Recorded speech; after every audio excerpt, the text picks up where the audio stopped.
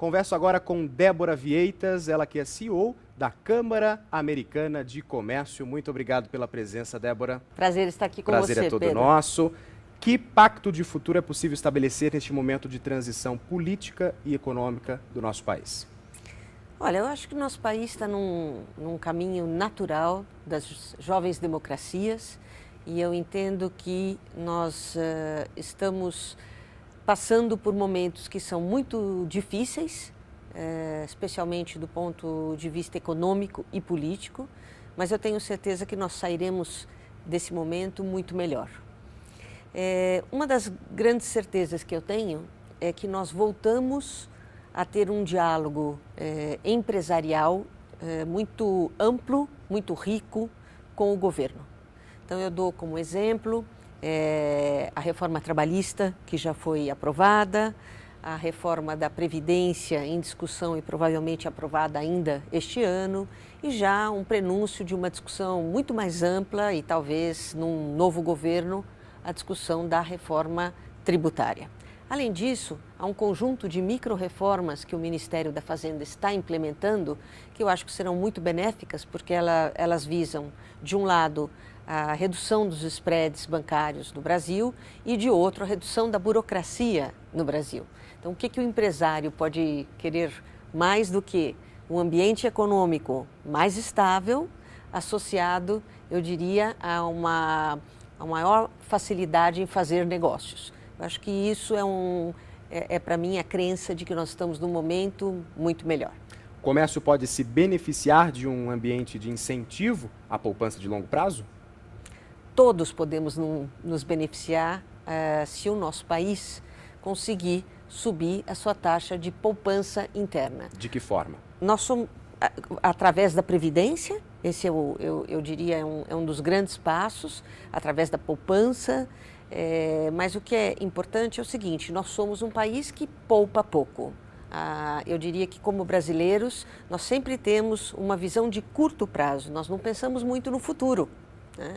Eu acho que o fato de não pensar no futuro acaba nos trazendo pouco incentivo à poupança. É verdade que tudo isso tem uma história no nosso país, uma história de alta inflação, que nos distanciou dessa perspectiva, mas é hora de mudar. Nós estamos num país que as taxas de juros estão se reduzindo e nós precisamos poupar mais para que possa haver mais investimento no nosso país. Então, se a gente compara, por exemplo, a taxa de poupança da China, os chineses poupam 50% do que ganham. Nós aqui no Brasil temos uma taxa média de poupança de 16%. A diferença é grande. Muito. E isso afeta o quê? Afeta também que esse dinheiro, essa poupança não circula na economia. E se ela não circula na economia, nós não temos os investimentos de que precisamos para crescer a uma taxa mais rápida. A geração de empregos deve vir acompanhada de uma proteção previdenciária? Eu diria o seguinte, nós estamos num momento onde o mundo do trabalho tem mudado muito. Nós estamos já vivendo fórmulas mais flexíveis de trabalho, nós temos gerações que não querem mais trabalhar 20 ou 30 anos numa empresa, então nós temos que entender que as pessoas trabalharão talvez em um número muito maior de empresas no futuro, e isso já é fato hoje. Nós temos que entender que o empreendedorismo, então as pessoas fundando a sua própria empresa, vai ser algo cada vez mais frequente na vida das pessoas, podem ser muito mais prestadoras de serviços. Então, por conta disso, eu acho que podem ser gerados muitos empregos e é bom todo mundo lembrar que quem gera mais emprego no nosso país são as pequenas e médias empresas e não as grandes. E sim, acho que é fundamental a Previdência ser uma forma de colaborar também com essa geração de emprego.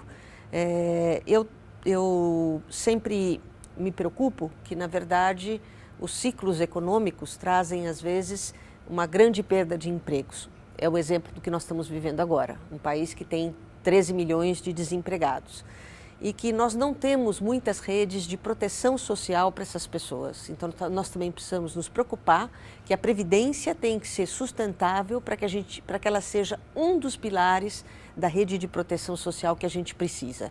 Então, essa poupança de longo prazo, ela participa do processo de desenvolvimento socioeconômico. Nenhuma dúvida. Ela é fundamental. Poupança de longo prazo pode acelerar os investimentos de outros setores também do nosso país? Sem dúvida. Nosso país precisa extremamente de infraestrutura, né? Que eu acho que os recursos para financiar isso têm que ser recursos com uma ótica de longo prazo, e somente a Previdência traz essa ótica. E é bom lembrar um dado muito interessante. Hoje, no Brasil, as pessoas acima de 55 anos de idade já respondem por 20% do nosso produto interno bruto, ou seja, da geração de toda a riqueza de bens e serviços que são produzidos no Brasil. Em outras economias, é o caso, por exemplo, da economia americana, as pessoas acima de 55 anos representam quase 40% do PIB. Então, é um poder econômico muito relevante, que tem impactos para diferentes indústrias, mas tem impacto, por exemplo, na construção civil, porque demanda novas fórmulas para a moradia, por exemplo. As pessoas não querem mais morar em 3 ou 4 quartos, é um novo, né? São novas demandas, é uma nova etapa na vida da pessoa. Incentiva, por exemplo, muito o setor de turismo, né, que pode se beneficiar do fato também que as pessoas que estão aposentadas podem ter mais liberdade no uso do seu tempo. Então, eu acho que o atendimento dessa população que tenha previdência certamente vai fortalecer outros setores da nossa economia. Por isso, o tema da ABRAP deste ano, Previdência Complementar para Todos, é uma meta para o agora e para o futuro. Exatamente. Como que você vê esse tema? Eu acho fundamental. Eu acho que nós temos todos que nos preocupar e cada dia mais cedo, né? Porque muitos outros países já enfrentam este desafio. Alguns por conta da situação do próprio governo, é o caso da Grécia, por exemplo, onde os cidadãos têm que contribuir para a sua previdência por 40 anos e não por 30 e 35, como é o caso do Brasil. Também é o caso do Japão, onde as pessoas também têm que contribuir por 40 anos para a sua previdência. Lá por questões diferentes, pela questão do envelhecimento da população japonesa. Mas fica um recado para todos nós, né? Quanto mais cedo, melhor. E para as autoridades e para as instituições e entidades como a ABRAP, o desafio de flexibilizar os produtos de poupança para que todos nós possamos, desde muito cedo, começar esse esforço fundamental. Muito obrigado pela participação. Um prazer. Eu agradeço. Conversei com Débora Vieitas, aqui no 38º Congresso Previdência Complementar para Todos.